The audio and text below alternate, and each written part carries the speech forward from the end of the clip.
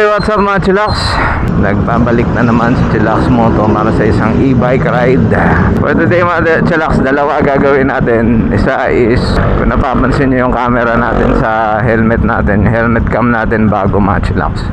Nag-upgrade na rin tayo sa wakas. Hindi tumitingin. Walang pakialam si Manong. Tayo ng mga tao ngayon, walang pakialam, dire-diretso lang ah. For today's video mga chillax, ang gagawin natin is tinetesting lang natin itong bagong camera natin. And papunta tayo, nandito tayo sa Pasig, Hondos tayo. Gamit natin itong 350X natin, dadali natin dito sa Lodge e-bike.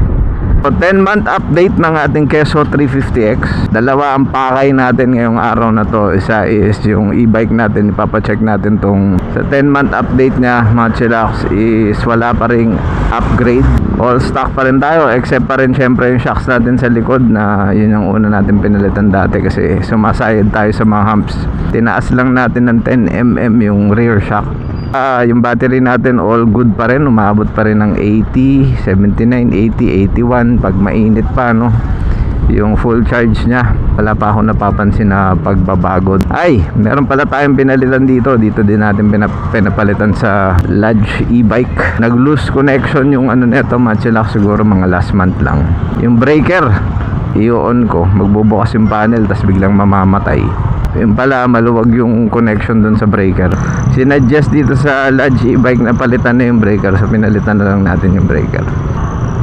Yan, malapit na tayo no. Dito lang tayo, dire-diretso lang ito pababa. Nandyan yan sa kaliwa, yung Lodge e-bike.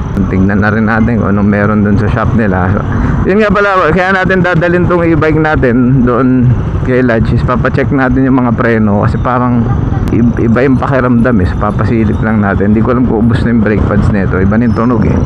Yun nga yung sinabi ko rin dun sa 7-month update netong Keso na lumuluwag yung T-post. So yun sa may ball race ata to. 3 buwan, yung last na pinakikpitan natin to 7 months, 3 months ago, 4 months ago. So parang lumuluwag na uli, papahigpitan natin or pa-check lang natin yung T-post. And then yun nga, dahil bago ang ating camera first time to nagagamitin natin siya, subukan lang natin. Ang setting natin is naka-action 1080p lang mga chillax, 60 frames per second. Tapos mamaya subukan din natin ang night ride. Dahil sabi nila maganda daw tong Insta360 Ace Pro sa gabi. Kaya ito yung kinuha natin kasi alam niyo naman kadalasan ng marami sa mga ride natin puro gabi. Ito parang lampas na ata ako. Lampas na ata tayo mga chillax. Paano ka ng pating? Sarado ba si Lodge? Dito na tayo.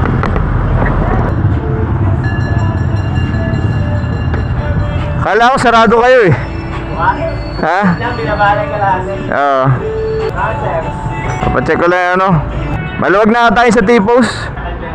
Oo, mukhang tumutunog eh. Tumutunog pag pinapag-break. Oo.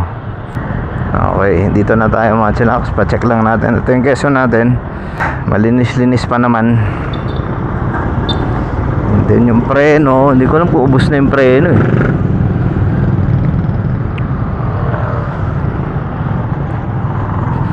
Okay, so tender loving care muna si Cheesy.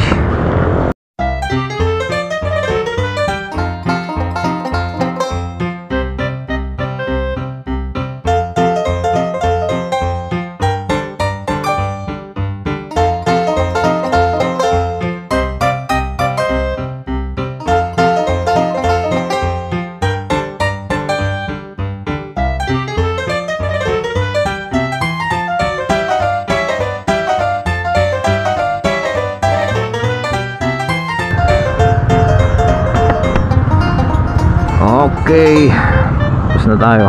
Okay, let's go. Tapos na tayo mga chillax. Pinahigpitan lang natin. Test ride. Yun. Okay na. Nahigpitan na naman ang T-post natin. Swabe na naman ang takbo ni Keso, ni Cheesy.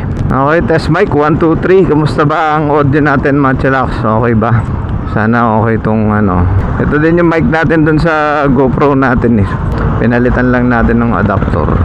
Then sabay salpak, palit ng camera. Kung makapansin nyo mga chillax, yung camera natin merong goma mga chillax. Ginawa mo kasi wala akong tiwala dun sa ano magnetic clip nito. Hindi naman siguro sila gagawa ng mount na kakalas, di ba? Pero parang mas tiwala ako dun sa old school na De Roscas.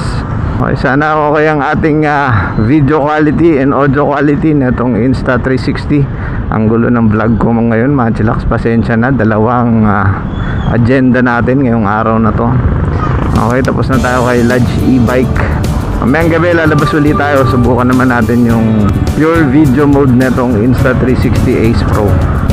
Okay, damage natin 250 labor kay Lodge e-bike. And dito lang tayo lagi pumupunta, no, pag nagpapacheck tayo ng e-bike natin. Umalis na tayo, mga chillax, kasi baka matukso pa tayong mag-upgrade naman kung ano-ano. Ang sama na ng tingin ko dun sa brake caliper ng Brembo, saka dun sa shock sa harap, shock sa likod. Hindi tayo mag-upgrade, wala tayong upgrade na gagawin. After 1 year siguro, mga chillax, baka mag-upgrade na tayo. Pero kung mag-upgrade man tayo dito kung may upgrade man tayo, ang unang-unang i-upgrade natin dito sa e-bike natin baterya, mga chillax. And medyo madugo. Maghahanda tayo ng mga 50 to 60k para sa battery na ito. Pero so far, sa pang-araw-araw natin, okay pa naman yung lead acid natin na 28Ah. Yun yung stock na ito nung binili natin.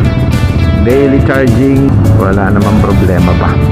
Hanggang dito na lang muna, mga chillax. Hanggang sa uulitin, please like, share, and subscribe sa YouTube channel natin para updated kayo sa every upload nating mga videos.